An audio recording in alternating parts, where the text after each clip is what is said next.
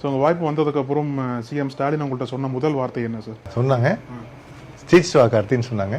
காலைல விழுந்து ஆசீர்வாதம் வாங்கிட்டு ஓகே அது கண்டிப்பாக ஜெயிச்சுட்டு வரேன்னு சொல்லிட்டு வந்தேன். ஸோ இப்போ நீங்கள் வந்து அப்பாவோட பயணம் பண்ணும்போது களத்தை பார்த்துருப்பீங்க, ஆனால் களத்தில் நீங்கள் இப்போ நிற்கிறீங்க. என்ன வித்தியாசம்? ஒரு 5 ஆண்டுகளில் வந்து களம் எப்படி மாறி இருக்கு? ஆக்சுவலாக பெரிய டிஃப்ரென்ஸ் தெரியல எனக்கு. ஏன்னா வந்து நான் அப்பாவோட ட்ராவல் பண்ணும்போது கூடயே தான் இருந்திருக்கேன்.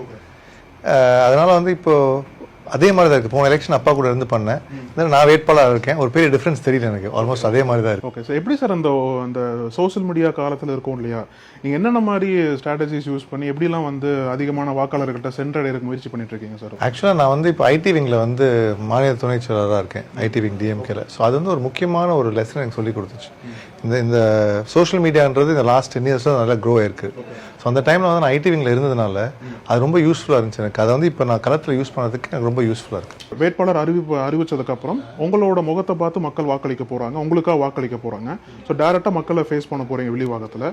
இப்போ வந்து எப்படி அந்த களத்தில் வந்து உங்களுக்கான மாற்றம் நிகழ்ந்திருக்குன்னு பார்க்குறீங்க? ஆக்சுவலாக களத்தில் போனப்போ தான் தெரியுது 234 தொகுதியிலையும் தலைவர் மு க ஸ்டாலின் எந்த ஆக்சுவலாக கேண்டிடேட் அங்கே எல்லா இடத்துலையும் வந்து 90% வந்து கழகத்துக்காகவும் தலைவருக்காகவும் தான் ஓட்டு. ஒரு நம்ம அந்த போய் ஒரு ப்ரெசன்டபிளாக நம்ம வந்து எந்த தலைவர் சொல்லி கொடுத்த மாதிரி நல்லா உழைக்கணும். அந்த இடத்துல உழைச்சி அந்த இடத்துல வந்து நம்ம எந்த கெட்ட பேர் வாங்காமல் மக்களை நல்ல அப்ரோச்சபிளாக இருந்தாலே ரொம்ப லைக் பண்ணுறாங்க. அதை கீழே இறங்கி அவங்களோட பேசி, அதனால தான் இப்போ என்னோட கேம்பெயின் பார்த்தீங்கன்னா நிறைய வந்து நான் வண்டி ஒரு 90% வண்டி எடுக்கவே இல்லை. ஒன்லி நடந்து தான் போயிருக்கேன். நடந்து அவங்க ரீச் பண்ணி அந்த இடத்துல பேசி அவங்க கிட்ட பண்ணது அவங்க ரொம்ப பிடிக்குது. எனக்கும் அது ரொம்ப பிடிச்சிருக்கு அவங்களோட இன்ட்ராக்ட் பண்ணுறது. இன்னும் டைம் தான் பத்தல எனக்கு, ரொம்ப குறுகிய டைம் இருக்கிறதுனால நான் வந்து அதை வந்து கொஞ்சம் ஃபாஸ்ட்டாக பண்ண வேண்டியதாக இருக்குது.